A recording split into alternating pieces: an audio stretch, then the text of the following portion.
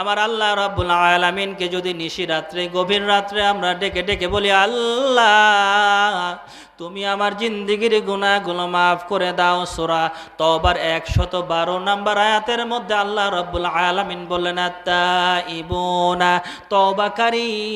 আমার আল্লাহ রাব্বুল আলামিন এই আয়াতের মধ্যে তওবাকারীর কথা প্রথমে বলেছেন, কারণ বান্দা যদি তওবা করে সমস্ত গুনাহগুলো আমার আল্লাহ রাব্বুল আলামিনের কাছে যখন তুলে ধরে, আমার আল্লাহ রাব্বুল আলামিন এই তওবা করার কারণে বান্দার জিন্দেগির গুনাহগুলো মাফ করে দিয়ে পরের ধাপগুলোতে পৌঁছায়া দেয়।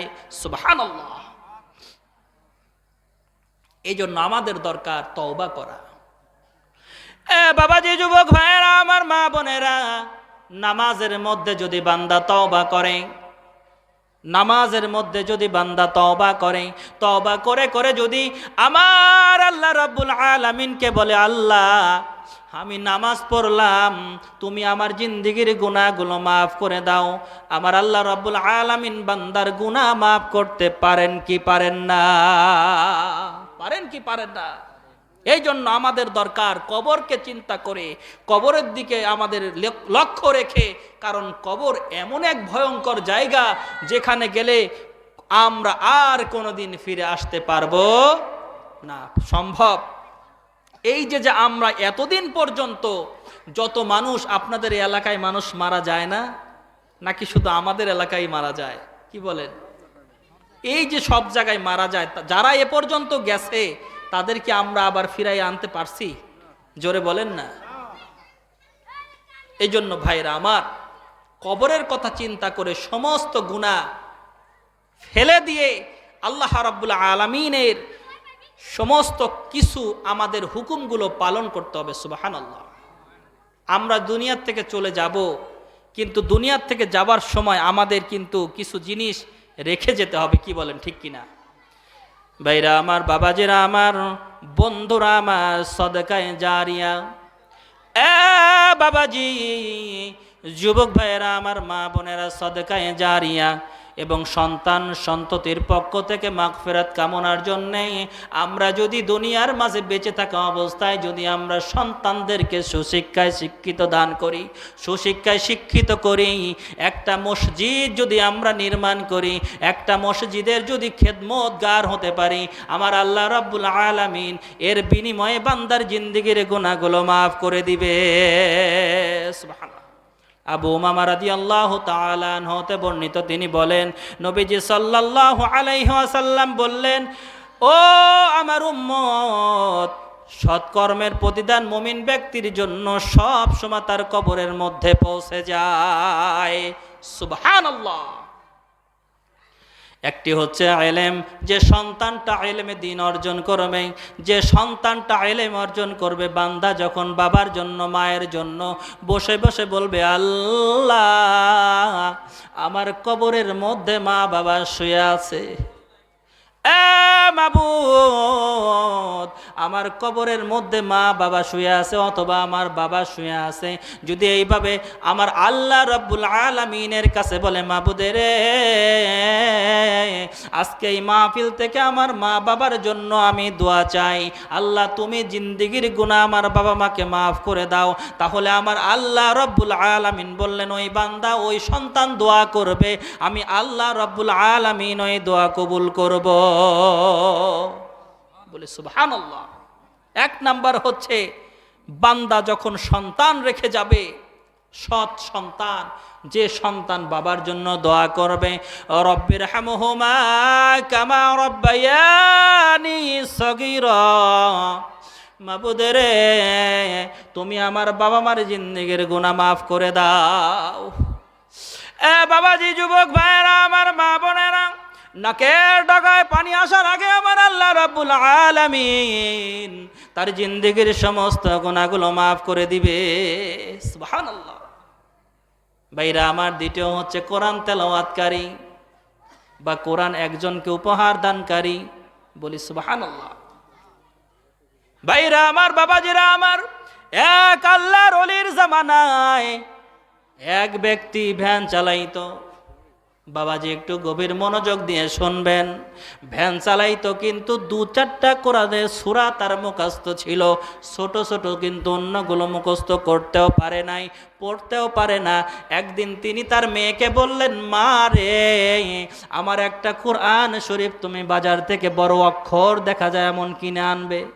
সুবহানাল্লাহ। দুঃখের বিষয়, আমাদের ঘরে তাকের উপরে কোরআন সাজানো থাকে, আমরা পড়ি না। বাবা, যে যুবক ভাইয়েরা, কোন বান্দা যদি প্রতিদিন কোরআন তেলাওয়াত করে, ওই কোরআন তেলাওয়াত করার কারণে আমার আল্লাহ রাব্বুল আলামিন একটা হরফের বিনিময়ে 10টা নেকি দিবেন। শুধু তাই নয়, তার ঘরের মধ্যে কোনো বিপদ আপদ দিবেন না, তার ঘরের মধ্যে সন্তান সন্ততির বিপদ দেবেন না, তার ঘরের মধ্যে আমার আল্লাহ রাব্বুল আলামিন গায়েবী বরকত দান করবেন। সুবহানাল্লাহ। ভাইরা আমার, যখন নাকি মেয়েকে বলল, মারে একটা কোরআন শরীফ আনবে বড় বড় অক্ষরওয়ালা, বাবা, যে যুবক ভাইরা, আমার মা বোনেরা, যখন নাকি বাজার থেকে মেয়েটি কোরআন শরীফ এনে দিল, ওই লোকটা খুললো, খোলার পরে কান্দে, আমি তো পড়তে পারি না, আমি তো পড়তে পারি না। এমন বান্দা আছে কিনা? এবার মেয়েকে বলে, মা রে, ও মা, আমি তো কোরআন শরীফ পড়তে পারি না, আমি তো কোরআন শরীফ তেলাওয়াত করতে জানি না, 2-4টা সূরা কারায়াত পানিয়ে দিয়ে নামাজ পড়ি, মা রে, তুমি আমাকে একটু পড়ানোর চেষ্টা করো। মেয়ে পড়ায়, একজন আলেমকে বলে, বাবাজি হুজুর আমাকে একটু কোরআন পড়ায় দিন। পড়ায় কিন্তু পারে না। ভ্যান চালক ব্যক্তি প্রতিদিন রাত্রেবেলা এশার নামাজের পরে কোরআন নিয়ে সামনে বসে থাকে, আর হাতটা বুলায়, আর আল্লাহকে ডেকে ডেকে বলে, মাবুদ, আমি পড়তে পারি না, কিন্তু কোরআন পড়ার অনেক ইচ্ছা হয়।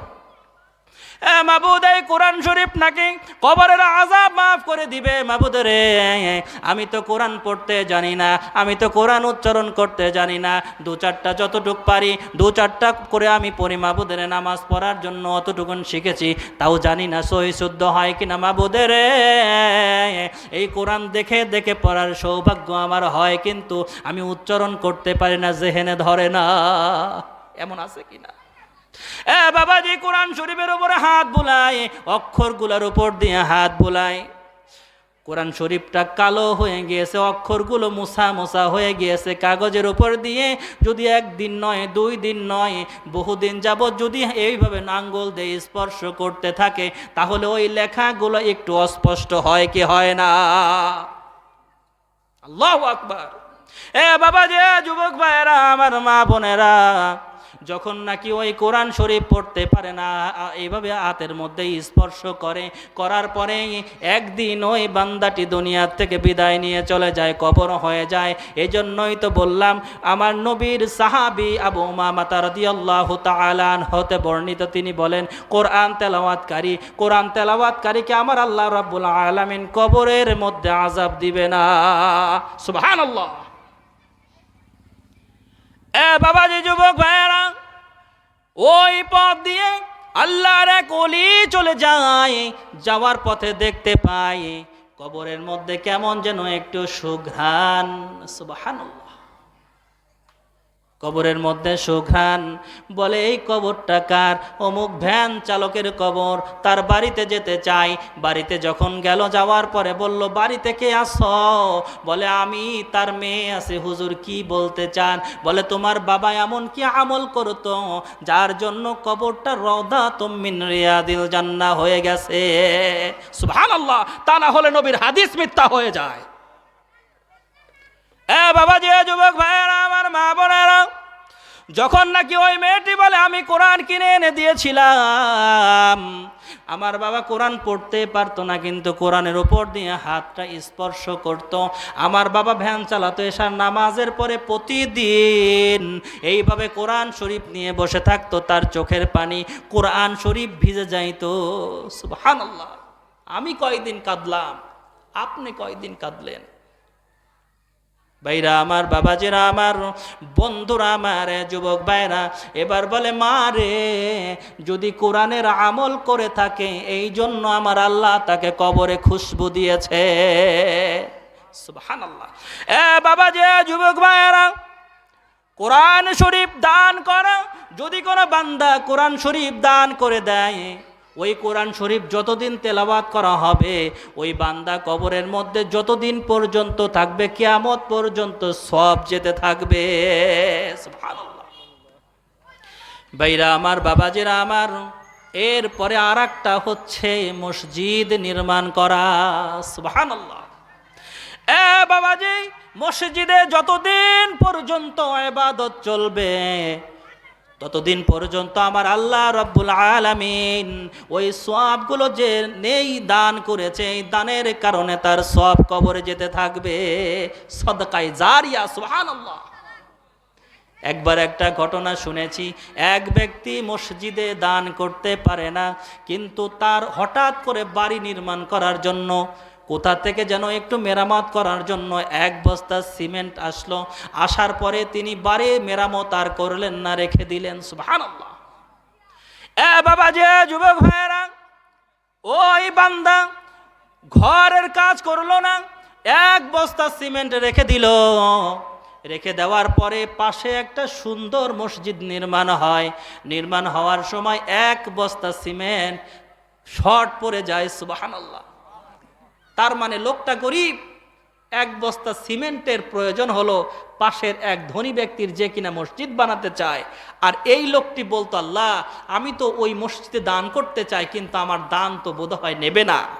একদিন গিয়ে বলে, ইঞ্জিনিয়ার সাহেব, আমার এক বস্তা সিমেন্ট কোনোভাবে কি চালায়া দেওয়া যায়?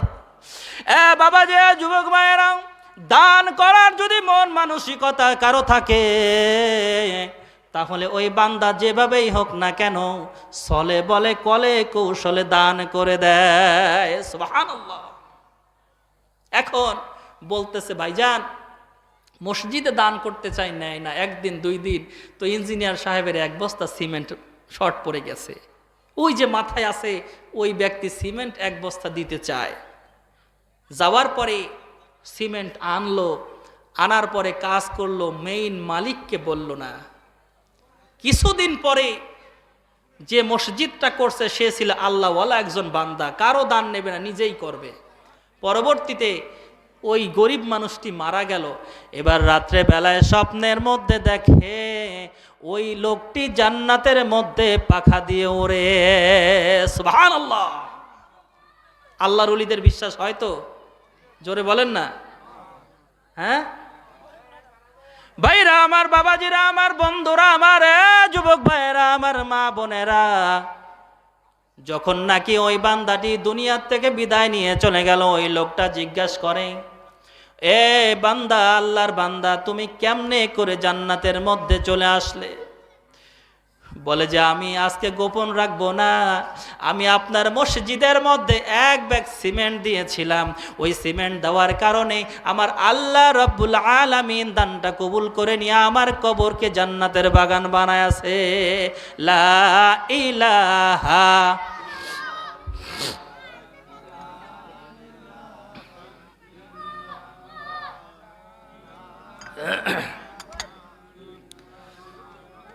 লা ইলাহা ইল্লাল্লাহু মুহাম্মাদুর রাসূলুল্লাহ সাল্লাল্লাহু আলাইহি ওয়াসাল্লাম।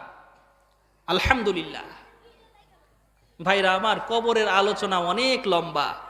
আবু হুরায়রা রাদিয়াল্লাহু তাআলা আনহু হতে বর্ণিত, তিনি বলেন, এ বাবা, যে যুবক ভাইরা আমার, মা বোনেরা, নেক বান্দার জন্যে আমার আল্লাহ রব্বুল আলামিন কবরে যাওয়া মাত্র তার মর্যাদা বাড়ায়া দেয়। ভাইরা আমার, বাবাজিরা আমার, মসজিদ নির্মাণ করার কথা বললাম, মুসাফিরখানা নির্মাণ, বলি না সুবহানাল্লাহ। আগেকার দিনের কাচারি ঘর ছিল কিনা? ছিল না? খেদমত হতো কিনা?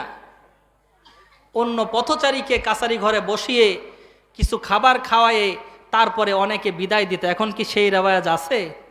নাই।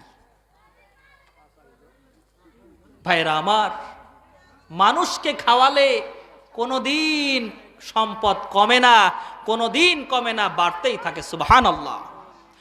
ভাইরা আমার, বাবাজিরা আমার, বন্ধুরা আমার, যদি একটা রাস্তার পাশে আপনি নহর লাগায় দেন, টিবল সৃষ্টি করে দেন, লাগায় দেন, টিবল তৈরি করে দেন, টিবল বসায় দেন, তাহলে কাল কিয়ামত পর্যন্ত আপনার আমল নামার মধ্যে সদকায়ে জারিয়া যেতে থাকবে। বাবাজি, যুবক ভাইয়েরা আমার, মা বোনেরা, শুধু তাই নয়, যত জনকল্যাণমূলক কাজ আছে, মানুষ যেটাতে উপকৃত হয়, ওই সমস্ত কাজ করলে আমার আল্লাহ রাব্বুল আলামিন জান্নাতের মধ্যে তার জন্য লাল গালিচা বিছায়া দিবে। সুবহানাল্লাহ। সর্বপ্রথম ঘাঁটি তো কবর, কি বলেন ঠিক কিনা?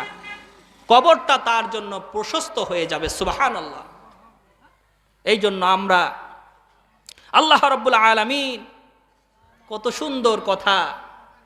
ভাইরা আমার, বাবাজিরা আমার, অন্য রিওয়ায়াতে আছে কিছু লোকেরা নিকটবর্তী কিয়ামতের দিবসে আল্লাহ রাব্বুল আলামিনের বান্দাগুলো কবরের মধ্যে কিয়ামতে যাওয়ার আগ পর্যন্ত কবরে থাকবে।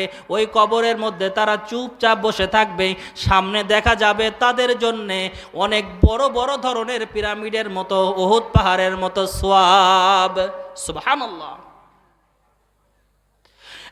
বাবাজি, আব্দুল্লাহ ইবনে আব্বাস রাদিয়াল্লাহু তাআলা আনহু হতে বর্ণিত, তিনি বলেন, মৃত ব্যক্তি হচ্ছে ডুবন্ত ব্যক্তির ন্যায়। ইরশাদ করা হয়েছে, যখন নাকি ওই মৃত ব্যক্তি ভাই বোনের সঙ্গে সম্পর্ক দুনিয়াতে সুন্দর রেখে, ভাইয়ের সঙ্গে সম্পর্ক সুন্দর রেখে, বোনের সঙ্গে সুন্দর রেখে, সমস্ত জমি জমা তার হকগুলো কোনোদিন নষ্ট করে নাই, ওই বান্দা যেদিন দুনিয়ার মাঝ থেকে চলে যাবে, আমার আল্লাহ রাব্বুল আলামিন ওই বান্দার জন্য এই আমানতদারিতার কারণে বান্দার জিন্দেগির সমস্ত গুনাহ মাফ করে দিয়ে তার কবরটাকে রাউদাতুম মিন রিয়াদিল জান্নাহ বানায় দিবে। অনেক বিষয় আছে, শুধু নামাজ আদায় করলাম, গুনাহ ছাড়লাম না। তবে ও বাবাজি, গুনাহ অবশ্যই আমার আল্লাহ রাব্বুল আলামিনের কাছে বলে বলে, মাবুদের তুমি আমার জিন্দেগির সমস্ত গুনাহগুলো মাফ করে দাও। মাবুদ, তুমি আমার জিন্দেগির সমস্ত গুনাহগুলো মাফ করে দাও। বান্দা যখন এইভাবে কাঁদতে থাকবে, আমার আল্লাহ রাব্বুল আলামিনের হাবিব বললেন, ওই বান্দা যখন আত্তাইব হাবিবুল্লাহ, তওবাকারী আমার আল্লাহর বন্ধু হয়ে যায়, তওবা করতে থাকবে, আমার আল্লাহ জিন্দেগির সমস্ত গুনাহ বান্দার মাফ করে দিবে। লা ইলাহা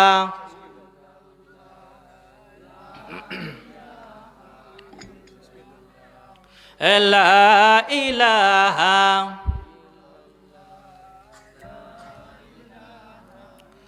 লা ইলাহা ইল্লাল্লাহু মুহাম্মাদুর রাসূলুল্লাহ সাল্লাল্লাহু আলাইহি ওয়াসাল্লাম। ভাইরা আমার, কবর খুব ভয়ঙ্কর জায়গা।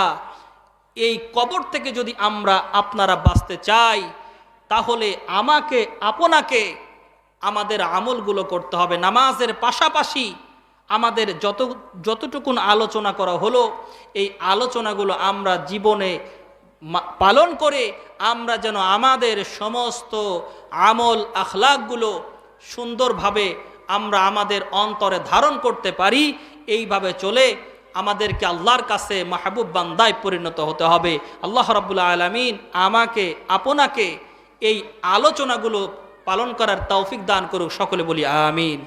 আপনাদের কি কষ্ট হচ্ছে? পারবেন তো ইনশাল্লাহ আমল করতে?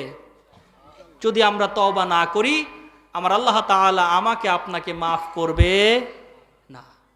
বান্দা যত গুনাহ করুক, আল্লাহর কাছে তওবা করবে, আমার আল্লাহ তাকে মাফ করবে, তার কবরটা প্রশস্ত হয়ে যাবে, কবরটা জান্নাতের বাগান হয়ে যাবে। সুবহানাল্লাহ।